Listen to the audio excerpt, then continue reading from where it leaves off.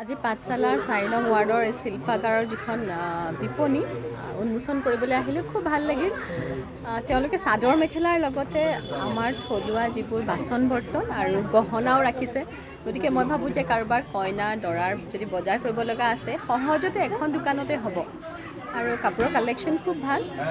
আৰু তেওঁলোকৰ এইটোৱে বিশেষত্ব যে আমাৰ শিপিনীয়ে হাতে বোৱা কাপোৰ ৰাখিছে, সকলো ধৰণৰ হাতে বোৱা কাপোৰ, যিটোত মানে বাহিৰত সাধাৰণতে কিছুমানৰ এনেকুৱা অভিযোগ এটা থাকে যে থলুৱা কাপোৰ নহয় বা পাটৰ কাপোৰ আজিকালি বিশ্বাস কৰিব নোৱাৰি, কিন্তু তেওঁলোকৰ যিহেতু হাতে বোৱাৰ বিভিন্ন ধৰণৰ বস্তু আছে, গামোচাৰ পৰা আৰম্ভ কৰি মোৰ নিজৰতো বহুত বস্তু পচন্দ হৈছে। এতিয়া চাইছোঁ, আজি লৈ যাম কিবা কিবি আৰু সকলোকে অনুৰোধ কৰিছোঁ, এয়া পাঠশালাবাসীৰ বাবে এটা ভাল খবৰ যে তেওঁলোকে এতিয়া বজাৰৰ বাবে বা কইনা বজাৰৰ বাবে বাহিৰলৈ যাব নালাগে, নিজৰ ঠাইতে এখন বৰ ধুনীয়া দোকান হ'ল। এটা সময়ত পাঠশালা আপোনাৰ নিজৰ ঘৰ আছিল, এই আবাহন থিয়েটাৰ, কোহিনুৰ থিয়েটাৰ, আৰু আজি এই সময়ত 3খন থিয়েটাৰৰ যুদ্ধ চলি আছে পাঠশালা। বিৰাট হেঁপাহ আছিলে আচলতে। মোৰ PhD চলি আছে গুৱাহাটী ইউনিভাৰ্চিটিত, গতিকে ইয়াৰ পিছত আকৌ থেচিছ পেপাৰ জমা দিবলৈ কাম এটা আছে বাবে মই আজি চোৱা নহ'ব, কিন্তু আজি খুব আৱেগিক হৈ পৰিছোঁ পাঠশালাৰ দিনবোৰৰ কথা মনত কৰি।